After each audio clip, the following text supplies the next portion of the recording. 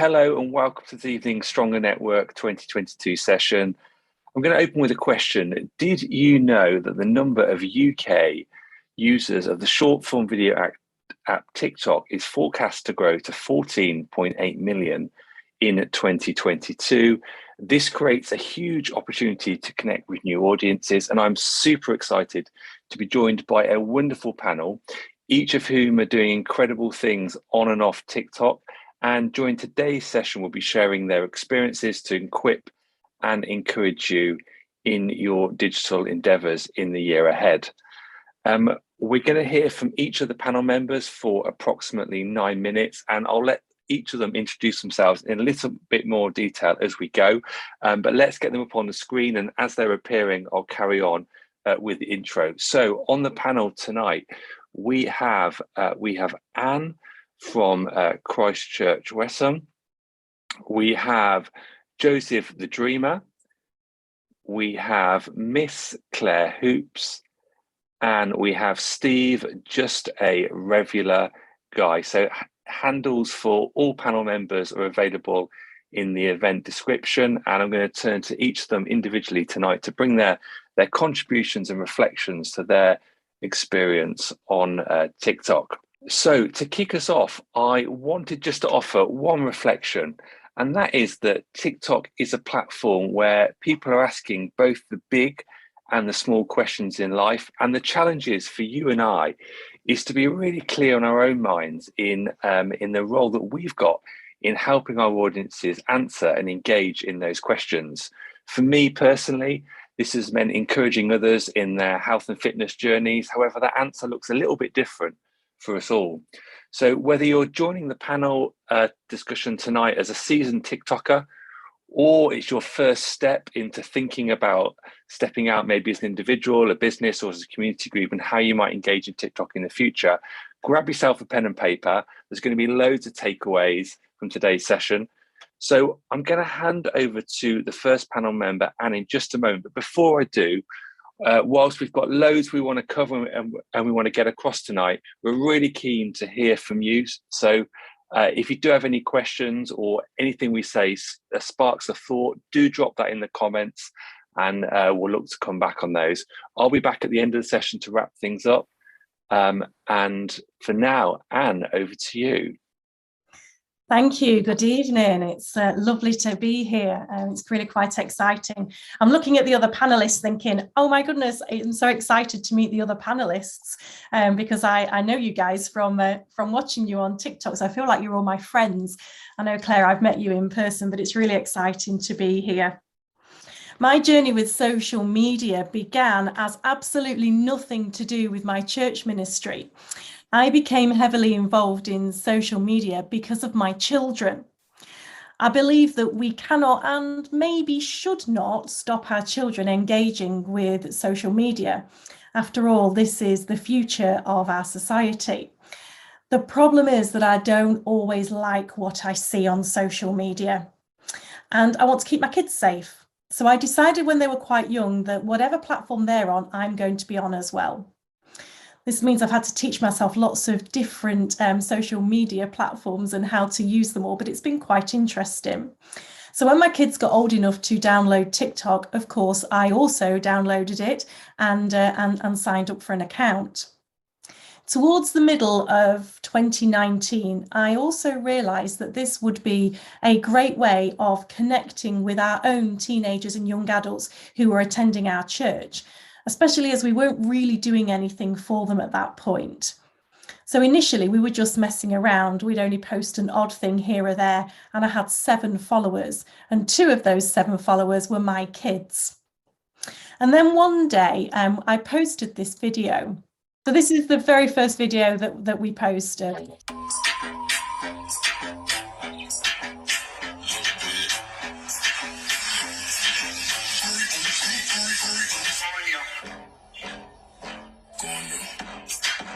So I posted this video, not really thinking much about it. As you can see, it's quite badly recorded, because one of the kids from church was recording it and walking backwards. What happened next can only be described as breathtaking. My family and I watched as this video went viral. The number of people watching the video rose rapidly, and within 2 days we had 1.7 million views. And after that, we gained 5,000 followers. So at this point, we decided we probably ought to take it a little bit more seriously. So following on from this, we then began to create more films, and we have grown from there. Now, the videos that we post are seen between sort of 400 and 4 million times a day. Some of them are really simple videos, a little bit like this one here.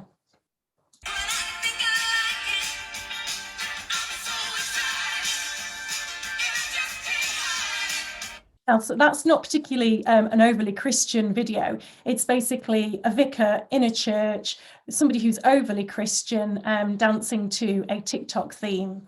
Some of the videos that we post, though, have got a little bit more of a Christian theme.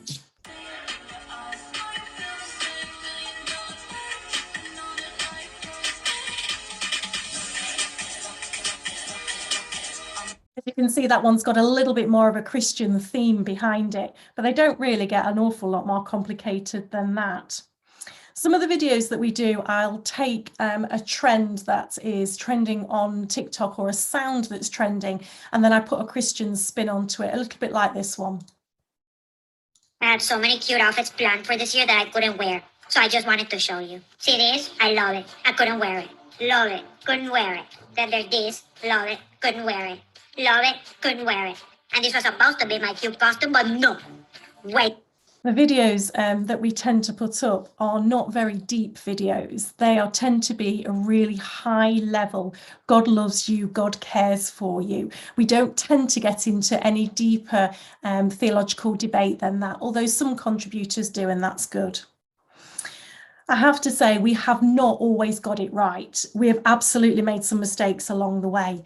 But my biggest advice to anybody on TikTok is pray before you post anything.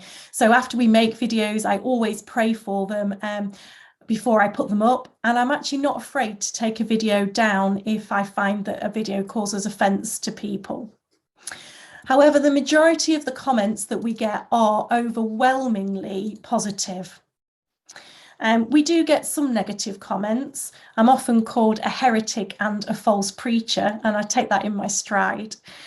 One thing that we need to understand about TikTok is that it's a worldwide audience, and some things that are maybe perfectly acceptable in my church and in my denomination and in my country may not necessarily be as acceptable in other places around the world or in other denominations within the church.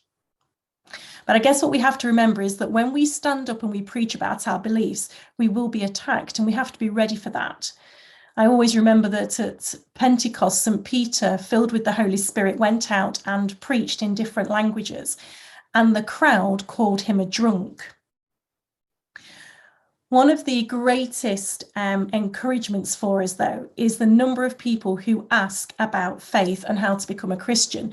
You can see on the screen now, these are just a very few number of the comments that we've received from people. The number of people who ask us, how do I become a Christian, is incredible. So much so that we have decided to create a link between our TikTok account and our YouTube account. And then on there, we've created various different videos. We've created a course called Want to Learn More About Christianity, which is based on the START course. And that takes people through the basics of Christianity and then gives them the opportunity to make a commitment and to join a local church at the end. We've also created a series of videos on our YouTube page called Tough Questions. And this is our response to some of the questions that we frequently get asked.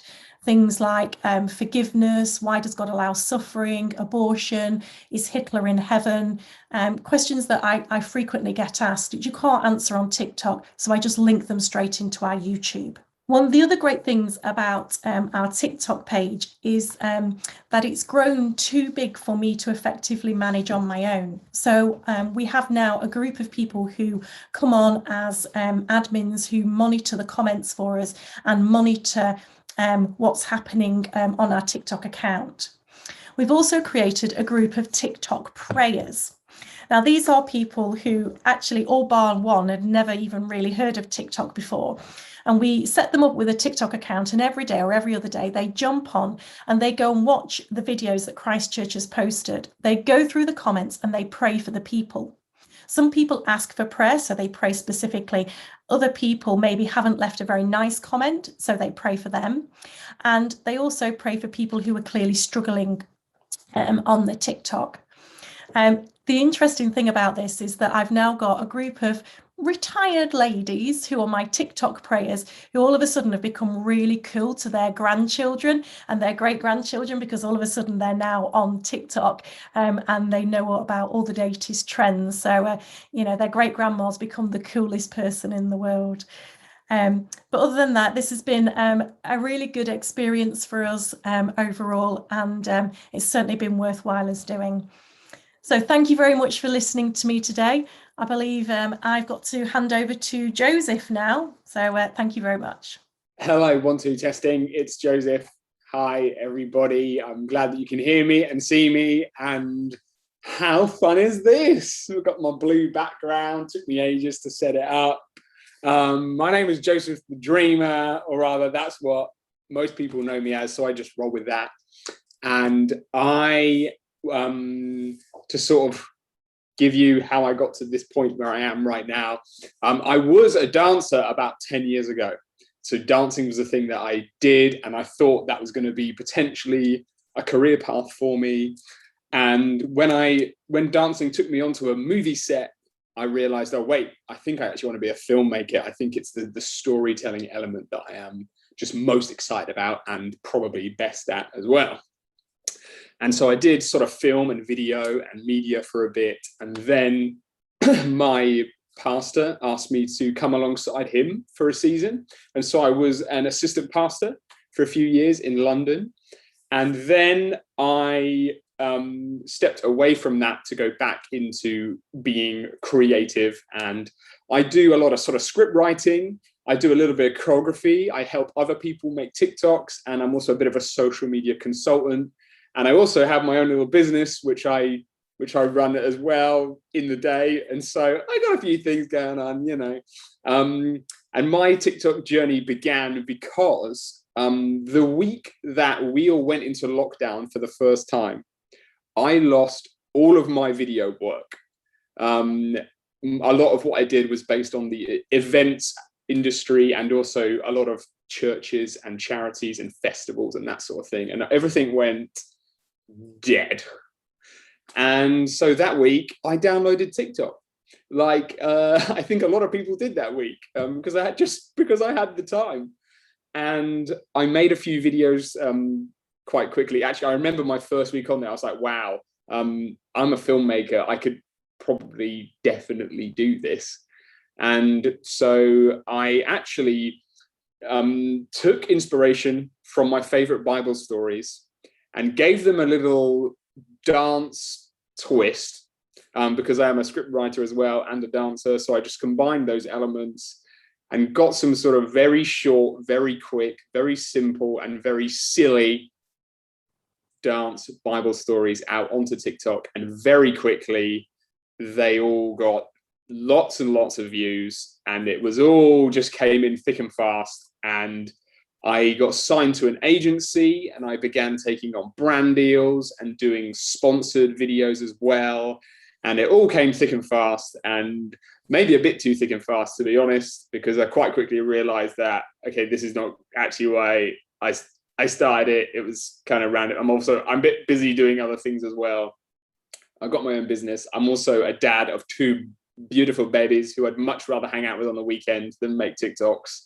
So I prefer now to use my weekends to do that. So I'm less active on TikTok now, but all throughout last year, I did loads of stuff and had loads of fun, and lots of things happened. Anything else from my journey that I should probably mention? Even though, you know, I had this sort of a lot of videos had gone viral, and there was a little bit of money coming in from both brand deals, music deals, and I learned a lot about the way TikTok works behind the scenes as well. I also realized the monetization money that you can get from TikTok is rubbish. So I wouldn't, if you're watching this and thinking, yeah, I want to do TikTok, maybe I can make an income stream, it's really naff, so don't rely on that.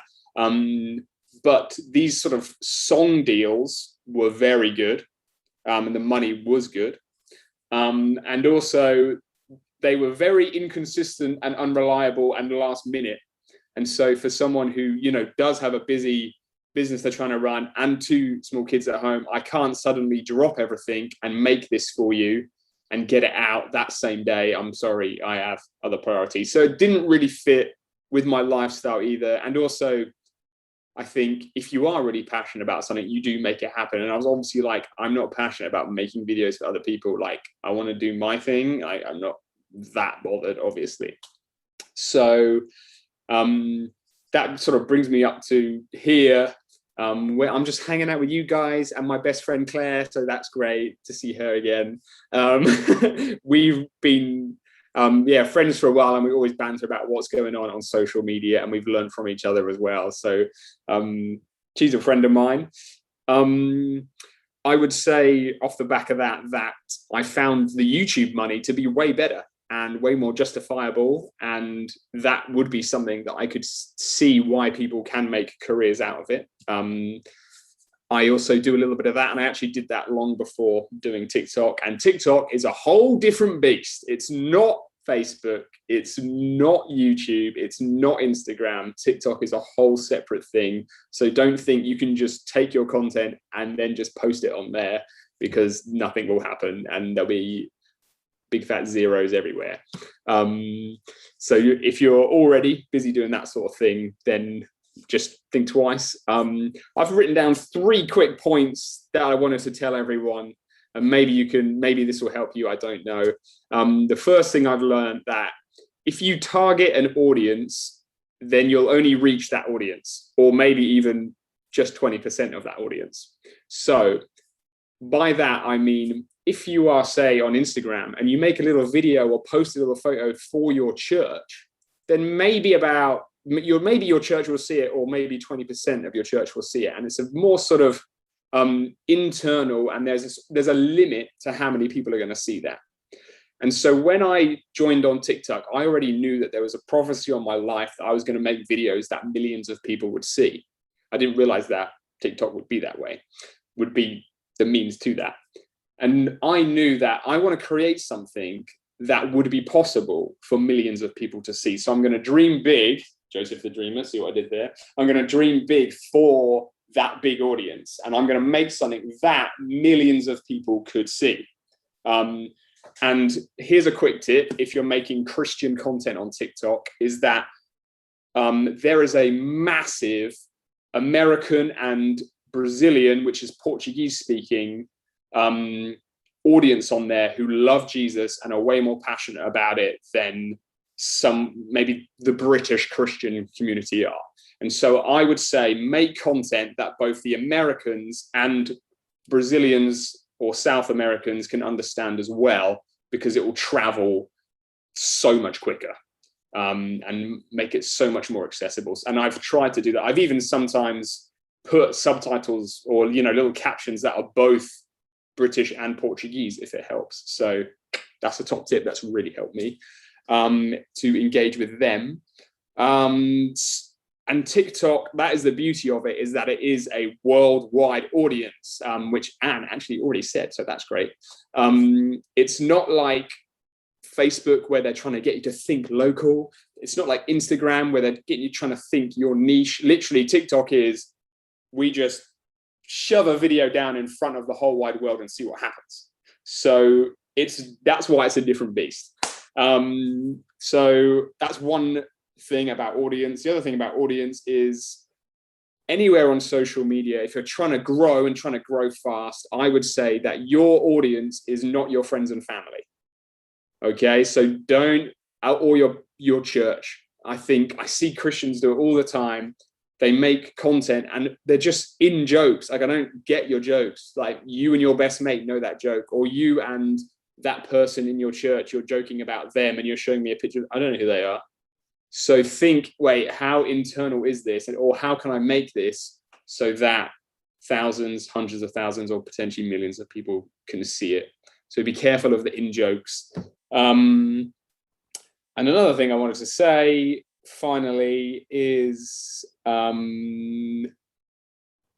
if you're not being an influencer, then you're just being influenced. And I always like to finish with that, really. And that's that. Bonus point, TikTok won't last forever. Next year, there'll be something else that begins to grow and emerge. I've got a feeling I know what it is, but don't throw all your eggs in one basket. Just like some of these other social medias are becoming really strange and not like they were. We'll move on from TikTok, but have a load of fun, aim for millions, dream big, world changers. I'm out, and I'm handing over to either Steve or Claire or Matt or MetconMarcus or the Stronger Network. I can't remember. Thank you, Joseph. That is awesome. And you are handing over to Claire. Thank you so much. Yes. Oh, Joseph, you need to let us in on what you think it's going to be. I want in now. I want to know. What's coming next? I joined TikTok. Oh my gosh, it's amazing to me that we're talking about this. I love, like Joseph said, we've met. Joseph's done some coaching for us on YouTube, and we've talked about social media, and we've yet to meet in person, but we will. I'm sure we will. But there's just some sort of like, I think, sort of camaraderie there. We get the space in the same way. And then Anne, oh my gosh, I'm so chuffed to be on the screen with Anne, because I joined your TikTok when you were about 400 followers. I was like early doors. I was stalking you. I was even trying to wait until she opened up the comments so I could comment and cheer her on and do that. And then I surprised her a few months ago. We popped up to the area and I went to see it. And I've just recently started following Steve. And actually, I've just realised I don't follow MetconMarcus, but I will soon enough. And I just want to echo, I suppose, what everybody else is already saying, that this is just an absolutely wonderful, wide open space. There are so many beautiful beating hearts who pick up their phones in the billions every day, and there are so many eyes searching for answers in that space. They are literally scrolling, and what is extra wonderful, and there is no other app like it, it is the most beautiful matchmaking app there is. The thing you want to talk about, there is somebody looking for that, and the algorithms, the multiple algorithms that are at work, are constantly trying to find those people that create and the people that want to consume that content. And so if you step into that space confidently with the message that you believe that God has given you to give, to be, to act, to bring, to change, to provoke, to teach, you can do anything on TikTok. You can teach, you can charm, you can inspire, you can agitate, you can inform, you can entertain, you can do what you want. It's not just about dancing. It's about just actually bringing the thing that you're gifted to do into a space. And believe it or not, that thing that you love deep down, the thing that you're nerdy about, there are millions of people that love that too. I love following Anne, and I've recently started following Steve because of just how like they're on message all the time. They're always like proud of what they wear, proud of who they are, proud of the job that they do, who they are in the community. And it's like the, you know, they're actually in physical churches, but these spaces now, these digital spaces, are like the spires that used to be in the church, that in the churches, in the towns that you could follow to find help. The spires that were huge and tall. There's one in my town, a beautiful church with a massive spire. And wherever I am in the village and I'm walking, I can see it and I know how far away I am from it. We don't need those in the same way, but what we still do need is signposts for people. No, we do need churches, but I don't mean we don't need churches. I mean, we need something different now to access the spaces that people are in. People aren't walking through the marketplace in the same way they were. They're not walking through the villages. They're driving everywhere, or they live miles away from places. There aren't as many of those. This is like a digital spire. Being in these spaces, being a signpost to the good things that God has done is like that. Now, I've chosen, now these guys all do a lot of faith-based content, content. I've actually chosen to do what I would say is embodiment content. So you will find a constantly wholesome space. I always use wholesome songs. I always use wholesome content. It is always helpful. It's always useful. And I'm going after the target audience for me would be my daughter's friends. And a lot of who follow me in my demographics is that age group. It's young girls between sort of 14 and 25. That's my main demographic. I've got an argument going on in the kitchen. Hopefully you can't hear it. That's my kids right in there. Hopefully you can't hear that as well. But I'm going after that. I'm creating a wholesome, safe space. I'm showing up regularly. I want to be the auntie, the safe auntie that you could visit, that you could talk to, that you can rely on, that will be consistent. And then I have other things that people can feed to. We're church planters as well, and I work for a Christian organisation. So I've actually got lots of outlets for my faith-based content. I run a TikTok for my church account as well. And I run social media there. So I have lots of outlets. So I've chosen very, very specifically to be in this space to embody Jesus and to be a safe. There are lots and lots of people who talk a lot of stuff on TikTok, who talk a lot. You can lose a lot of time listening to a minute's worth of somebody's rant about nothing going nowhere, and you don't realise you've got into it until you've been in that space. But if more Christians would just show up and help and guide and signpost and be safe places and safe people and safe adults, it would make a huge difference. I think that's one of the number one things that children look for in a place when they go. I think it was one of the children's charities in the UK did some studies on what makes a child feel safe in a space, and the number one thing was a safe adult. It wasn't the environment. I mean, those things came, but the highest thing was they were always looking for a safe adult. And if we can be that, and that's what I try and be. So my content is different again. I'm life hacks. I am useful things. I do a lot of creative things. I've always got a creative project on the go anyway. I probably capture my life. I don't make up things just for TikTok. These are just things that I've been doing my whole life. I recently did a whole load of stuff on Christmas, how to wrap fairy lights around your tree. Who knew that was such a thing? That was my first proper viral video, and it freaked me out because I was experimenting when I first joined TikTok. I joined to do that, but I also joined to learn, like Anne was saying, I joined to learn about it because I do a lot of one-on-one coaching in video skills and helping people get confident in video spaces, help them to feel themselves, to be able to learn to love the sound of their own voice and to be confident in front of a camera and develop those skills and also develop their online story. So I've done a lot of work with churches, charities, individuals over the year. And when TikTok came along, I opened up the app and my heart skipped a beat. I'm not lying. Like, I just knew it was something really special. I can't even describe to you. It just had a really weird twinkle in its eye. It was like, this is something different, unique, and instantly I joined in September of 2019 when it had not long changed over from it had a rebrand. And when I first joined it, I didn't quite understand how it worked, but I created a video and instantly just felt like at home there, like it was a space I could be playful, like Joseph said, and be simple, like Anne said, and I'm sure the other guys are going to come on and say certain similar things as well. That it's just a space where you can solve problems. And if you come at it from that angle, like the Bible is full of the best problem solving, best things to solve problems in the world ever. If you think what would I create? How would I even occupy that space? If you're sat there watching this thinking, maybe you've come thinking, what is this TikTok? I've no idea. I'm very skeptical. And hopefully by the end, we'll convince you it's a great space to be. And I'm with Joseph, create more than you consume. Do not just be a consumer in life. You are going to be sad if you fill up on stuff and never give it out and give it away. Find some way of creating. But also, hang on, my train of thought. Lost that train of thought. Where was I going? I can't even remember. We don't mind, Claire. You've got amazing energy, and we're all feeling that energy, and this is brilliant. You're happy for a breather. Oh, if you're watching, I remember. Thank you. If you're watching and you're thinking, I would actually really love and believe I'm supposed to step into this space. And there aren't a lot of you. There aren't a lot of us that really want to do that, and that's okay because there are loads of spaces that humans can occupy. Loads. You can never step a day on social media and still crush it in life. You don't have to be in that space. But I'm a really big believer. If you're in any space, you contribute. You go to a party, you take something. You go to work, you contribute.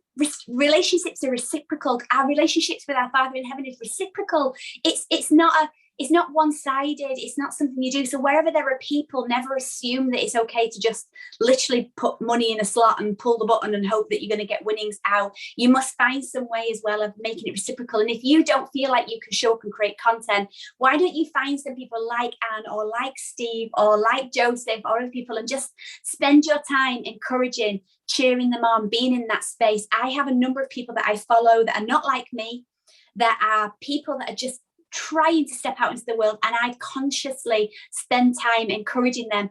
You're doing great, keep going, I love your content. I also find a lot of younger Christian content creators, and I try and encourage them as well. Keep stepping out, it's new world skills, we're all making it up, we're all learning together, but it is a genuine space. Please don't let anybody tell you that it's not a space of community building. I met Anne, I've now met Steve. Me and Anne never met in person at first, but we met over social media and we can connect in that way. We're not best friends, but we've made a community connection in that. But there are other people that you can meet and genuinely find a new kind of community. Nothing replaces one-on-one, but there is some really good research coming out to prove that the limbic part of the brain that is triggered when you're in front of another human being, that is the part of the brain. Now, some smart people out there that could correct me, but it's the part of the brain that helps trigger belonging. We used to think that maybe you couldn't get it on a camera, you could only get it face to face, but research is showing that that part of the brain is also triggered when you're in front of a camera with somebody over and over and over and over and over again. So, hey, who knows? You may just be the nicest human adults that somebody has scrolled past that day, and whether it is one person or a million people. I, like Anne and Joseph, I'm incredibly privileged. My account isn't quite as big as those. I get about 1 million views a month, but even so, it's like I'm overwhelmed. If 30 people walked into my house right now, I would be overwhelmed with the amount of people that walked into my house.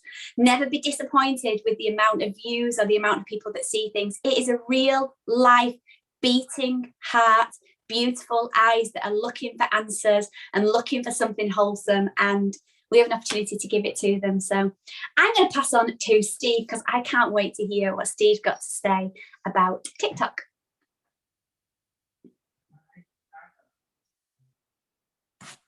Oh, thank you very much, Claire. It's so good to hear all your stories. And yeah, I'm a vicar. It kind of gives us a bit of a giveaway. I'm at a church just outside Milton Keynes. And those of you of a certain age, do you remember a few years ago, there was that "What Would Jesus Do" bracelets? Anybody have one of those? Yeah, I had one of those as well. It's intentionally thinking about what Jesus would do in any situation.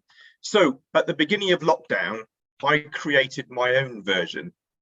Where would Jesus be? When one of the members of my congregation came up to me and said, "Steve, you should post something on TikTok because people want to know that God cares for them and loves them, particularly at a time like this. And he's got something to say to our world." So being a rather shy and quiet non-dancing vicar in my mid-50s, and my girls are totally massively embarrassed, I did this dance outside our church, and we have this massive cross, and I spun around and pointed at the cross just as the light flashed on the screen, and the whole thing sort of lit up, and the comments went crazy. Someone said it's like a sign. Someone said he's collaborated with God. Not sure, but it really captured people's imagination and literally generated millions of views and comments. Quite amazing. But one comment really struck me. It said, "I'm not religious, but this really made me think." And another one said, "Wow, God is real."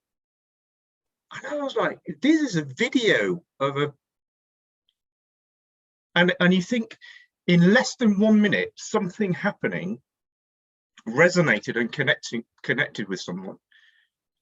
And I've had several people say, watching my videos and others on here as well, it's given them a new perspective on the church and led them to question maybe some of the preconceived ideas they've got about God and faith and everything to do with God. People have asked me to pray for them. They've asked me for help with dealing with the death of their loved ones, particularly during COVID. That was really difficult. Maybe other people have been struggling with anxiety and depression. And when we haven't been able to meet physically in a building, and to be honest, not many people are in our churches anyway, TikTok has been an opportunity to share something of the difference that Jesus makes in my life. And I've done that through trying to connect the gospel with the stories that shape our culture, or the sounds or dances or songs that are trending on TikTok, and putting that God twist on it. And trying to do that in 15 seconds or a minute maximum is like massively challenging. How do you get that over in a short space of time? But I remember, if you're familiar with the story in Acts chapter 17, when Paul visits Athens and he talks about the statue to an unknown God, but presents the good news in a way that relates to their deepest longings by connecting to the culture around him. So last week, for example, I posted a video on the film Don't Look Up. Anybody seen that? Some of you might have seen that. There is amazing, fantastic prayer at the end of that film. And I posted it and shared that prayer and just suggested that maybe it could be the prayer that we take into 2022. And okay, it hasn't had millions of views or comments, but just that thought that in our culture, when life is difficult, what often happens is people will pray and call out to God. So making those connections. And that for me is what it's about. If I can share something about the continuing reality of Jesus in my day-to-day life, that genuineness has seen people move from a place of thinking that Christianity is irrelevant to just moving them a little bit to think it might have something to say to them today in 2022. Because I believe we're called to bear witness in such a way that speaks to people's hearts and minds, connects their story with God's great story, so they might find life and meaning. And I've even had one or two people say, "You've made me think about coming back to church." And that's a pretty incredible thing. Others have said, "You've really helped me keep going in my faith when I felt like giving up." But please pray for us, because there are some times when we have to try and answer some of those really difficult life questions that people will comment. Never met these people, you don't understand all their background, but they're asking for a bit of hope, a bit of perspective, a bit of godly wisdom in something that's going on in their life. And it's not always easy to know how to do it. And also, it can take up a lot of time dealing with the trolls and the hateful comments that come in. So I would really suggest, if you are serious about getting onto TikTok, like Anne said, have a support group around you, have other people that you can share this with, because it will be tough and there'll be some days where you will question what you're doing. So where would Jesus be? I don't know, maybe he might be on TikTok provoking people's imagination, curiosity about maybe this good news could be real, and maybe think, what would Jesus do? If I'm creating a video or posting a comment, what would Jesus do? And maybe if you are thinking about engaging on TikTok, do start by watching. There are thousands of Christian TikTokers out there, and you'll be inspired. And if nothing else, simply pray for them, pray for us. And as Claire said, keep on encouraging us, because we do this, don't we? Because we believe that the deepest longings and desires of human life are met in Jesus. And we want to share that with people wherever we are and in ways that connect with them. And that can include TikTok, and it can include your local church too. There we go. I'll stop there now. Well, it's been an absolute pleasure to share this evening with you and all those that have tuned into this talk today and in the future. I've been jotting down a few things as we go, so this doesn't capture it all. I recommend watching the full talk if you're tuning in now, but just a sense of some of the things that have come out. Pray before we post.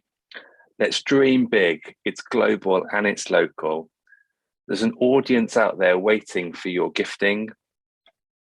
It's a place where we can help people answer questions or solve problems. And to Steve's point about where would Jesus be, and bringing that into the day-to-day, sharing the day-to-day reality of that with people. So in closing, thank you to all the panel members for joining us and for your time this evening. Social media handles for everybody should be available in the follow-up link for this.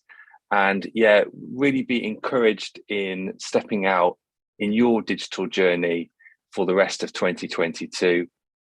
Thank you to all of you. Good night.